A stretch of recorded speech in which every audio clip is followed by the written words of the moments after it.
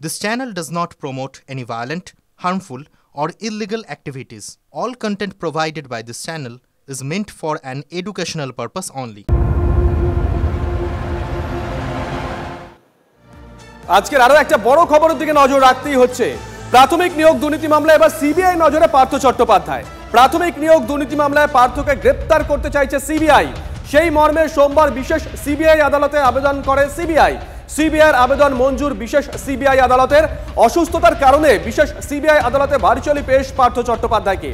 সুজয় আমাদের সঙ্গে রয়েছেন, আমাদের সহকর্মী সুজয়। 2 বছরের বেশি সময় হয়ে গেল পার্থ চট্টোপাধ্যায়কে ইডি গ্রেফতার করেছে, এই মুহূর্তে জেলে আছেন। হঠাৎ করে কেন সিবিআই পার্থ চট্টোপাধ্যায়কে এই সময় দাঁড়িয়ে শোন অ্যারেস্ট করতে চাইছে? তাহলে কি সিবিআইয়ের কাছে এই মর্মে মানে প্রাথমিক নিয়োগ দুর্নীতির ক্ষেত্রে কোনো নতুন লিড এসেছে?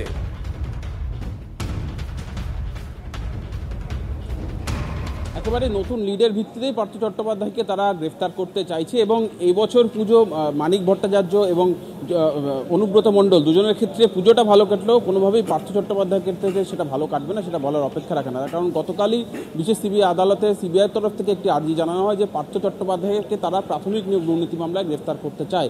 এই প্রথম পার্থ চট্টোপাধ্যায়কে তারা গ্রেফতার করতে চায়, সেই মর্মে আবেদন জানানো হয় এবং আদালতে সেই আবেদন আদালত ইতিমধ্যেই মঞ্জুর করেছে। পার্থ চট্টোপাধ্যায়ের পাশাপাশি অয়নশীল, তাকেও তারা গ্রেফতার করতে চায়, সেই মর্মে আবেদন জানানো হয়েছিল, সেটাও মঞ্জুর হয়েছে। আজকে সকালে কিছু সময় আগেই দেখলাম আমরা যে অয়নশীল তাকে সশরীরে আদালতে নিয়ে আসা হলো, কিন্তু পার্থ চট্টোপাধ্যায়কে আজকে আদালতে সশরীরে পেশ করা সম্ভব হচ্ছে না, ভার্চুয়ালি পেশ করা হবে বা নথি পেশ করা হবে। তার কারণ জেল সূত্রে যেটা আমরা খবর পাচ্ছি, গতকাল রাত থেকেই পার্থ চট্টোপাধ্যায় অসুস্থতা বোধ করায় তাকে জেল হাসপাতালে রাখা হয়েছে, ফলে পার্থ চট্টোপাধ্যায়ের শুনানি ভার্চুয়াল মোডে হবে। ইতিমধ্যেই সিবিআইয়ের তদন্তকারী অফিসার তারা এখানে পৌঁছেছেন। বেলা 1টার কিছু সময় পরেই এই মামলার শুনানি শুরু হবে এবং সিবিআইয়ের বক্তব্য যে তাদের কাছে বেশ কিছু নতুন তথ্য প্রমাণ এসছে, যার ভিত্তিতে দুজনকে তাদের হেফাজতে গ্রেফতার করা প্রয়োজন। যদিও তাদের আইনজীবী অর্থাৎ পার্থ চট্টোপাধ্যায় এবং অয়নশীলের আইনজীবীদের বক্তব্য যে মামলা প্রায় 2.5 বছর ধরে চলছে, শুনানি চলছে, কিন্তু পার্থ চট্টোপাধ্যায়কে এই মামলায় এতদিন কেন গ্রেফতার করা হয়নি?